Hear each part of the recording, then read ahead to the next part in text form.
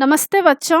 आज मैं आप लोगों को क्लास 12 वितान का दूसरा पाठ जूझ, जिनके लेखक आनंद यादव जी हैं, इसका मैं इजी रूप में एक्सप्लेनेशन करने जा रही हूं। और इससे पहले बच्चों मैं क्लास 12 आरोह और वितान का सारा वीडियो बना चुकी हूं। उन सबको देखने के लिए आप ऊपर दिए गए आई बटन पर क्लिक करके देख सकते हैं, या नीचे दिए गए डिस्क्रिप्शन बॉक्स में देख सकते हैं, या प्लेलिस्ट में जाकर देख सकते हैं। और बच्चों आप मुझे इंस्टाग्राम, फेसबुक और ट्विटर पर भी फॉलो कर सकते हैं। तो पाठ शुरू करते हैं, जूझ। और नीचे एग्जाम के लिए प्रश्न उत्तर भी दिया जा रहा है। जूझ मराठी के प्रख्यात कथाकार आनंद यादव का बहुचर्चित एवं बहुप्रशंसित उपन्यास है। इसी उपन्यास का एक अंश हमारी पाठ्य पुस्तक में जूझ शीर्षक से संकलित है। इसमें एक संघर्षशील किशोर के जीवन का यथार्थ चित्रण है। कहानी का सार इस प्रकार है। लेखक के पिता ने कक्षा 4 के बाद उसे पाठशाला जाने से रोक दिया। मतलब एक बच्चे हैं जिनके पिता सिर्फ 4 क्लास के बाद उनको पढ़ने नहीं दिया और खेती के काम में लगा दिया। खेती में उसे खेतों में पानी देना होता है, कोल्हू पर काम करना पड़ता है, परंतु लेखक पढ़ना चाहता है। वह जानता है कि खेती में जन्म भर काम करने के बाद भी हाथ कुछ नहीं आएगा, पढ़ लिया तो नौकरी लग जाएगी। इस बात को वह अपने दादा से कहने की हिम्मत नहीं कर पा रहा है, क्योंकि दादा इस प्रस्ताव को सुनकर बुरी तरह से पिटाई कर देगा। तो बच्चे डर रहे हैं। देखिए इस पाठ में यही दिखाया जा रहा है कि बच्चे को पढ़ने का बहुत मन है, लेकिन उनके पिताजी पढ़ा नहीं रहे हैं, दादाजी भी इनको पढ़ाने का कोशिश नहीं कर रहे हैं। बच्चे अंदर से डर रहे हैं, क्योंकि उस ज़माने में क्या होता था, अगर कोई बच्चे कुछ बोल देते थे तो उनके जो बड़े बुजुर्ग होते थे, माता पिता या दादाजी होते थे, वो क्या करते थे, पिटाई कर देते थे कि तुम डिसिप्लिन में क्यों नहीं रहते हो, जो मैं तुम्हें कहता हूँ वह तुम क्यों नहीं करते हो। तो डर के मारे लेखक कुछ कहना नहीं चाह रहे हैं अपने अंदर की बात। माँ से मिलकर योजना बनाया। अब क्या हुआ, कोल्हू का काम समाप्त हो चुका था। लेखक की माँ कंडे थाप रही थी और लेखक बाल्टी में पानी भरकर अपनी माँ को दे रहा था। इस एकांत को देखकर लेखक ने माँ से बात करना उचित अवसर समझा। अपने पढ़ने की बात चला दी। लेखक की माँ ने अपनी लाचारी प्रकट करते हुए कहा कि तेरा दादा तेरे पढ़ने की बात चलाने पर जंगली सुअर की तरह घुर्राता है। तो उनकी माँ कह रही है कि देखो बेटा, मैं क्या करूँगी, मेरे साथ तो कुछ लाचारी है कि तेरा दादा तेरे पढ़ने की बात, तुम्हारे दादा जो है, पढ़ने का नाम अगर मैं कहती हूँ तुमको आगे पढ़ाने के लिए, तो उस जंगली सुअर जो होता है खतरनाक होता है, तो उसी तरह से घुर्राता है, मतलब गुस्सा करता है। लेखक ने माँ को सुझाव दिया कि वह दत्ताजी राव सरकार से मेरे पढ़ने के बारे में बात करें। अब दत्ताजी सरकार कोई ऐसे आदमी है जिनसे उनके पिताजी और दादाजी डरते हैं। तो अब लेखक चाह रहे हैं कि दत्ताजी राव सरकार से बात करेंगे पढ़ने के लिए। माँ ने यह प्रस्ताव स्वीकार कर लिया और तय हुआ कि आज रात को दोनों दत्ताजी राव सरकार के पास जाएंगे। अब दत्ताजी राव देसाई से भेंट। रात को दोनों माँ बेटा राव सरकार के घर गए। माँ भी चाहती थी कि उसका बेटा 7वीं तक की पढ़ाई कर ले। माँ ने दीवार के साथ बैठकर दत्ताजी राव को सब कुछ बता दिया। मतलब घर में क्या कहानी चल रहा है, और घर में जो है उनके पिताजी दादाजी नहीं पढ़ाना चाहते हैं लेखक को, तो यह सब बात बता देती है। उसने यह भी बताया कि उसका पति सारा दिन बाजार में रखमाबाई के पास गुजार देता है, खेती के काम में हाथ नहीं लगाता। उसने राव को यह भी बता दिया कि खुद काम करने से बचने के लिए उसने लड़के को पाठशाला जाने से रोक दिया है। लेखक ने राव जी के भाव अपने अनुकूल देखकर कहा कि अब जनवरी का महीना है, अब भी यदि मुझे पाठशाला भेजा गया तो मैं 2 महीने में 5वीं की सारी तैयारी कर लूँगा और परीक्षा में पास हो जाऊँगा। तो देखिए लेखक के अंदर कितना जिज्ञासा है, पढ़ने का कितना मन हो रहा है। तो कह रहे हैं कि मैं 2 महीना में ही 5वीं की सारी तैयारी कर लूँगा। मतलब उनके अंदर पढ़ने का लगन है। इस तरह मेरा 1 साल बच जाएगा। मेरा पहले ही 1 साल बर्बाद हो चुका है।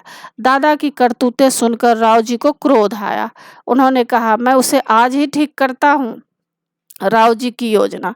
राव ने लेखक से कहा कि घर आते ही अपने दादा को मेरे पास भेज देना और घड़ी भर बाद भी तू तू भी कोई बहाना बनाकर आ जाना। तो इस तरह से योजना बनाते हैं कि तुम पहले अपने दादाजी को भेजना और थोड़ी देर के बाद तुम कोई बहाना बनाकर यहाँ आ जाना।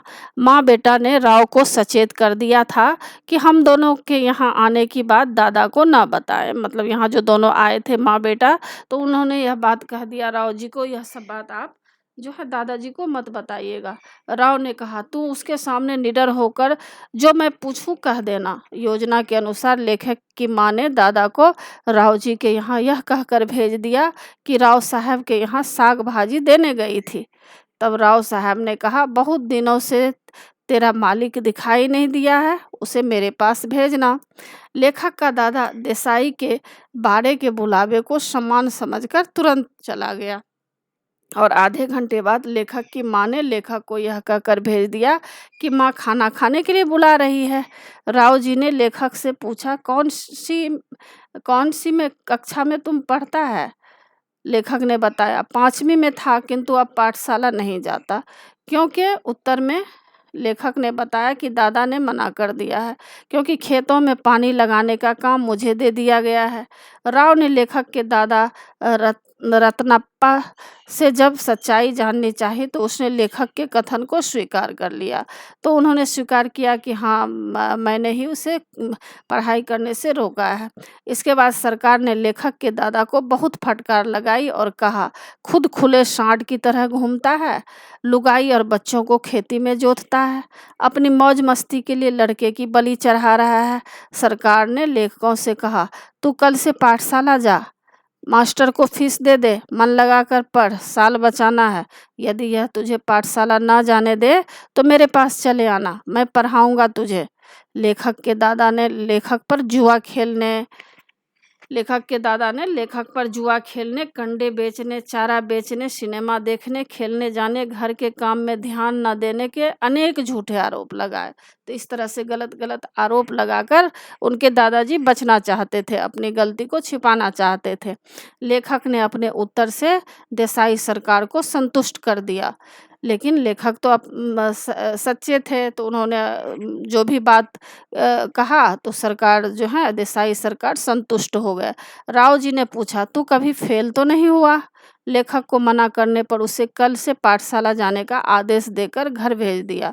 बाद में राव साहब ने रत्नप्पा को समझाया, दादा ने भी पाठशाला भेजने की हामी भर दी। मतलब दादाजी भी बोले कि ठीक है, यह पाठशाला अब जाएगा, यानी पढ़ाई शुरू करेगा।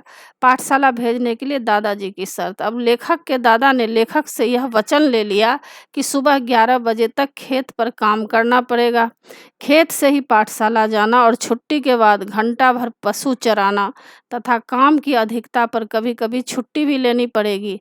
लेखक ने सभी शर्तें स्वीकार कर ली। तो देखिए किस तरह से उनके दादाजी निर्दयी हैं।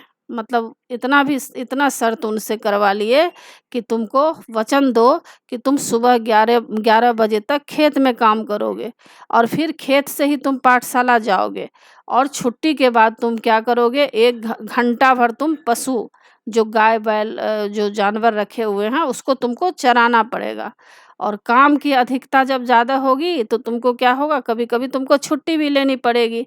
लेकिन लेखक के अंदर पढ़ने की जिज्ञासा थी, तो लेखक के अंदर पढ़ने का लगन था, तो लेखक क्या किए, सारे शर्त को स्वीकार कर लिए।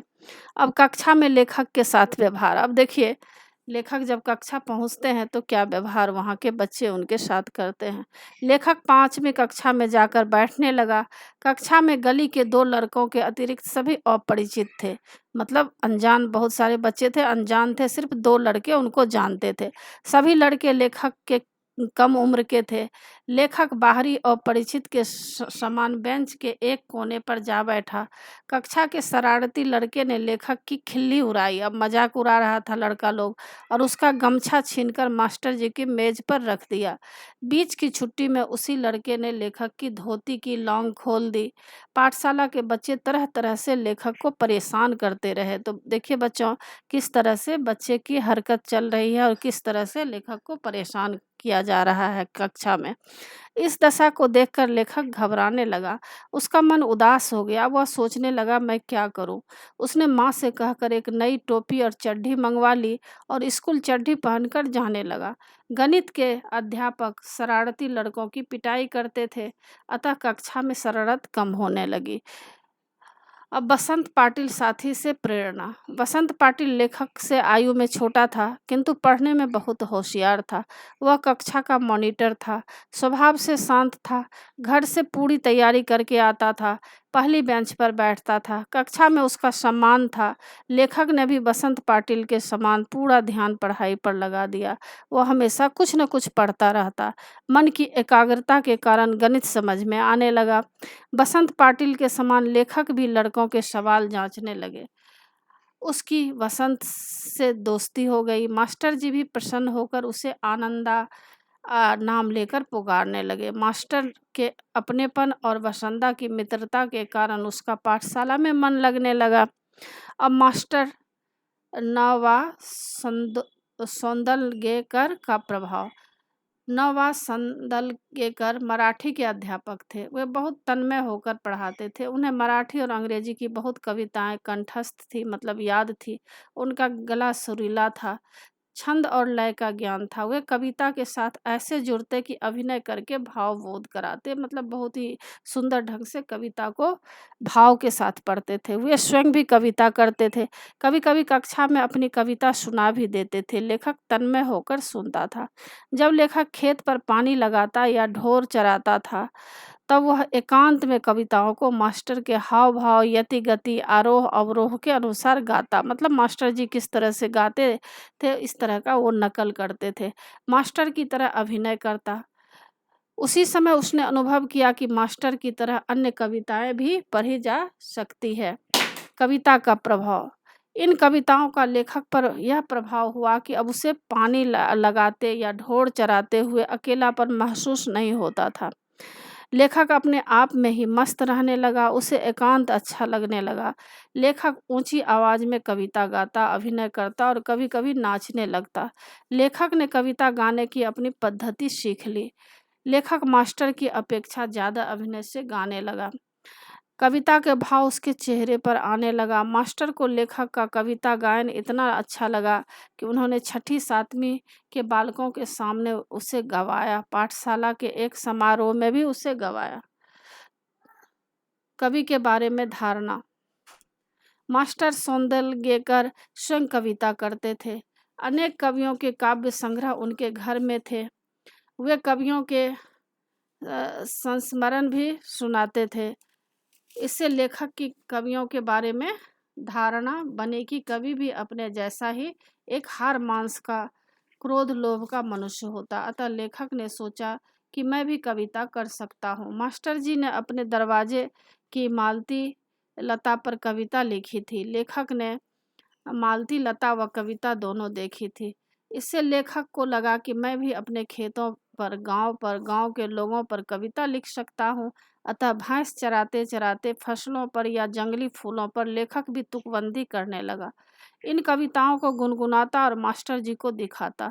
लेखक को कविता लिखने की इतनी धुन लगी कि यदि कागज पेंसिल न होता तो कंकड़ से पत्थर की शिला पर लिख लेता या लकड़ी के टुकड़े से भैंस की पीठ पर लिख लेता। कंठस्थ होने पर उसे पोंछ देता, मतलब याद होने पर उसको पोंछ देते थे। कविता का परीक्षण। लेखक अपनी कविता मास्टर जी को दिखाता। कभी कभी कविता दिखाने के लिए रात को ही मास्टर जी के घर पहुंच जाता।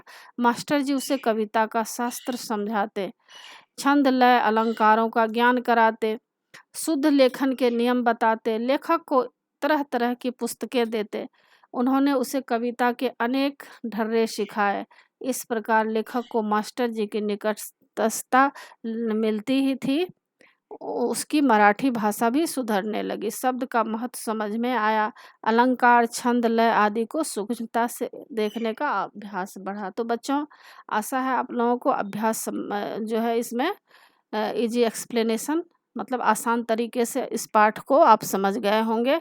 और अभी मैं आपको एग्जाम के लिए प्रश्न उत्तर बताने जा रही हूँ। पहला प्रश्न है, जूझ शीर्षक के औचित्य पर विचार करते हुए यह स्पष्ट कीजिए कि क्या यह शीर्षक कथानायक की किसी केंद्रीय चारित्रिक विशेषताओं को उजागर करता है। उत्तर, पाठ का शीर्षक जूझ संपूर्ण कथा के केंद्र में निहित है। जूझ का अर्थ है संघर्ष। कथानायक आनंद ने पाठशाला जाने के लिए संघर्ष किया। उसके संघर्ष में उसकी माँ और देसाई सरकार का सहयोग शामिल है। पाठशाला में भी कथानायक को अपने अस्तित्व के लिए संघर्ष करना पड़ा, तभी वह मॉनिटर बन सका। इस संघर्ष में उसे गणित मास्टर मंत्री का सहयोग भी मिला। उसने कवि बनने के लिए संघर्ष किया, पत्थर की शिला या भैंस की पीठ पर कविता लिखी। इस संघर्ष में उसका सहयोग नौवा संदोलगेकर नामक मराठी अध्यापक ने किया। आशय यह है कि संपूर्ण कथा में नायक ने संघर्ष किया। नायक के दादा को छोड़कर अन्य सभी पात्र उसके संघर्ष में सहयोगी रहे। अतः यह कहना उचित है कि जूझ शीर्षक एकदम उचित है। इस शीर्षक से कथानायक की संघर्षमयी प्रवृत्ति का बोध होता है। दादा द्वारा पाठशाला से रोक लेने के बाद वह चुप नहीं बैठता, पहले अपनी माँ को अपने पक्ष में करता है, फिर वह देसाई सरकार की मदद लेता है। वह दादा व देसाई सरकार के सामने जिस दृढ़ता से अपनी बात रखता है और दादा को आश्वस्त करता है तथा अपने ऊपर लगे आरोपों का उत्तर देता है, उसे नायक की जुझारू प्रवृत्ति का बोध होता है। पाठशाला की विपरीत परिस्थितियों का मुकाबला करने में भी उसे जूझना पड़ता है। धोती की लौंग खोल देने पर वह चड्डी पहनकर आने लगता है। वह लगन और परिश्रम के कारण मॉनिटर के बराबर सम्मान पाने लगता है तथा स्वयं कविता लिखने लगता है। यह सब कुछ नायक की जूझ का ही परिणाम है। दूसरा प्रश्न है, स्वयं कविता रच लेने का आत्मविश्वास लेखक के मन में कैसे पैदा हुआ। उत्तर, लेखक के मराठी भाषा के अध्यापक नौवा सौंदलगेकर स्वयं कविता लिखते थे। वे कक्षा में कविता पढ़ाते समय सस्वर काव्य पाठ करते थे। वे लय, छंद, यति, गति, आरोह अवरोह का ज्ञान कराते थे। कविता के भाव उनके मुख पर झलकते थे। लेखक इस अध्यापक को देखकर बहुत प्रभावित हुआ। जब उसने देखा कि उसके अध्यापक ने अपने घर की मालती लता पर कविता लिख दी है, तब उसे यह आभास हुआ कि कभी भी हमारे समान ही हार, मांस, क्रोध, लोभ का मनुष्य होता है। लेखक ने मास्टर के घर की लता देखी थी और उस पर लिखी कविता भी पढ़ी थी। तब उसे लगा कि अपने आसपास, अपने गांव, अपने खेतों में कितने ही ऐसे दृश्य हैं जिन पर मैं कविता बना सकता हूँ। उसने तुकबंदी प्रारंभ की। उसे मास्टर से प्रोत्साहन मिला। उसे छठी सातवीं के बालकों के सामने काव्य पाठ करने का अवसर मिला। पाठशाला के एक समारोह गायन का मौका मिला।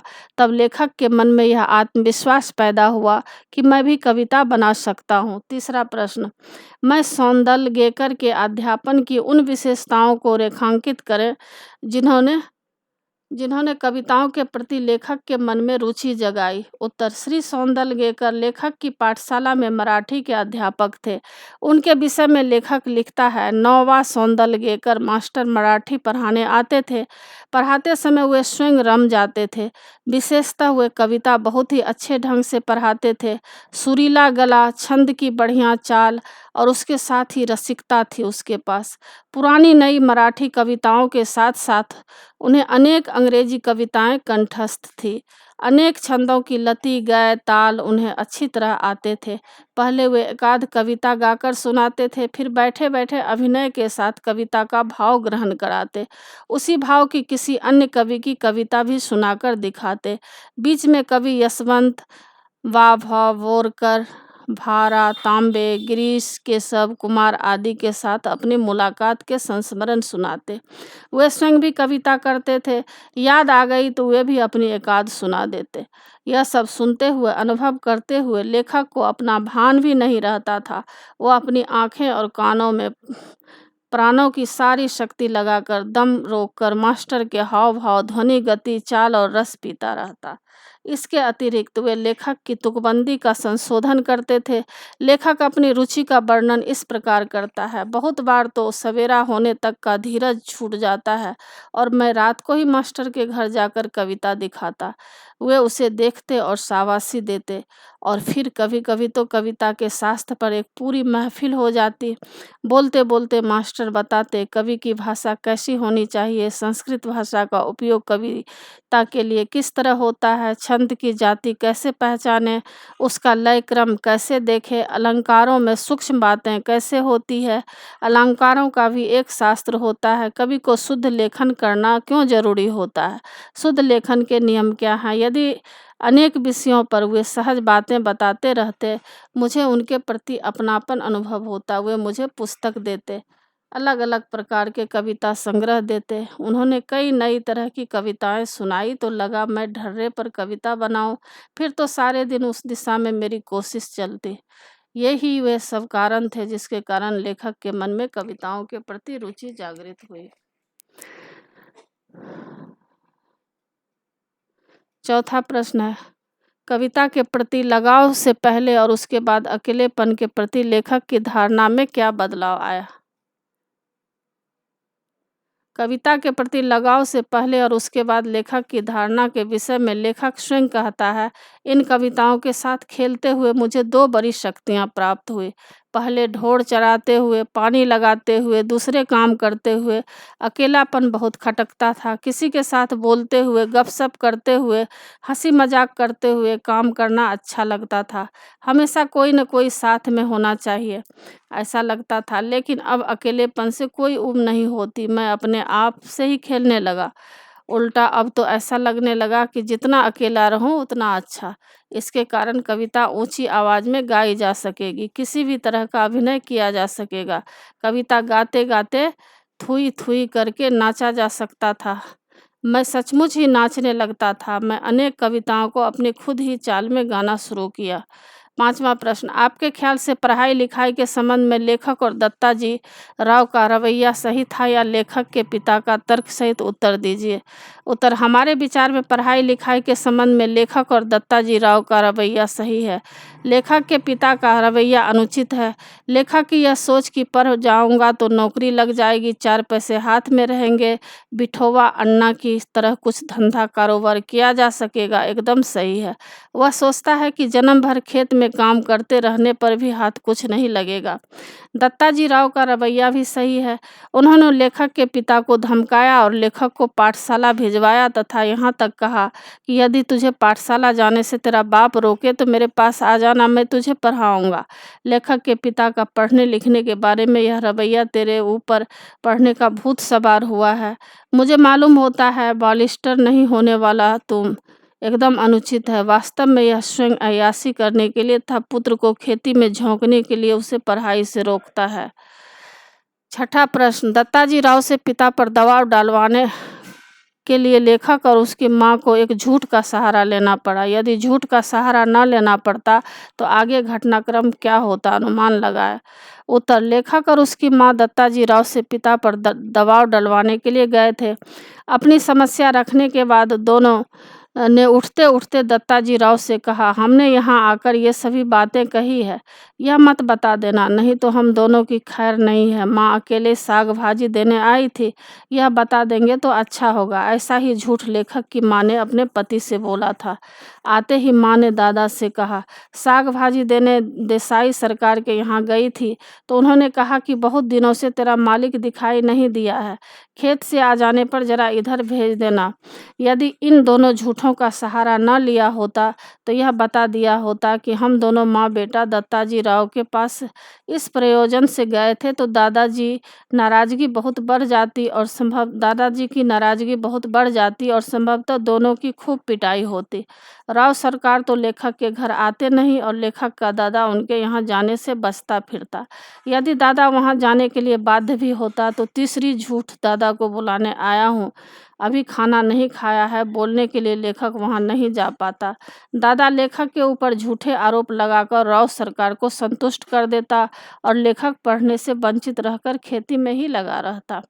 अब अन्य महत्वपूर्ण प्रश्न है, लेखक के चरित्र की कौन सी विशेषताएं आपको प्रभावित करती है, कारण देते हुए लिखिए।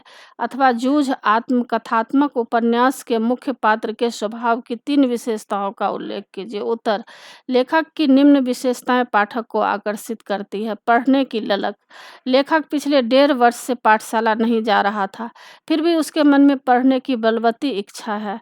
अपने दादा के डर के कारण उसमें मैं पढ़ने जाऊँगा कहने की हिम्मत नहीं है, अतः अपनी माँ से अपने मन की कसक व्यक्त करता है। माँ की लाचारी देखकर वही राव सरकार की सहायता का सुझाव देता है। दूरदर्शी लेखक दूरदर्शी है, जहाँ वह यह जानता है कि राव सरकार के आदेश का पालन दादा को करना ही पड़ेगा, वहाँ यह भी जानता है कि राव सरकार से दबाव हम माँ बेटे ने डलवाया है।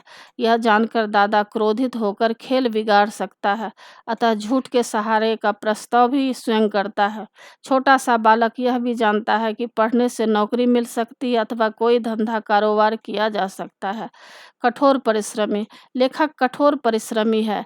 वह प्रातः खेत पर चला जाता है, 11 बजे तक खेत पर काम करने के बाद पाठशाला जाता है। पाठशाला से लौटकर बस्ता घर रखकर ढोर चलाने जाता है। यह छोटा सा बालक सारे दिन कार्य में लगा रहता है। लगनशील परिश्रमी के साथ लगनशील होना लेखक की बहुत बड़ी विशेषता है। वह प्रत्येक काम पूर्ण तन्मयता के साथ करता है। वह 6 महीने बीतने के बाद पाठशाला जाता है और अपनी लगन और मेहनत के बल पर शीघ्र ही कक्षा के होशियार बच्चों में गिने जाने लगता है। वह गणित में इतना दक्ष हो जाता है कि मॉनिटर के समान दूसरे बालकों के सवाल जांचता है। वह मराठी भाषा का अच्छा ज्ञान प्राप्त कर लेता है और कविता लिख भी लेता है। तो बच्चों, इसी के साथ पाठ की समाप्ति होती है। आशा है आप लोगों को सारा पाठ अच्छी तरह समझ में आ गया होगा और एग्ज़ाम के लिए अच्छी तरह तैयार कर लीजिएगा। और बच्चों, आप मेरे चैनल देवज नागरी को ज़रूर सब्सक्राइब कीजिएगा और सब्सक्राइब के बगल में बेल आइकन बटन है, उसे क्लिक कीजिएगा, लाइक कीजिएगा और शेयर कीजिएगा। कमेंट्स ज़रूर कीजिएगा कि आपको यह पाठ कैसा लगा। नए पाठ के साथ फिर मैं मिलूँगी बच्चों। धन्यवाद।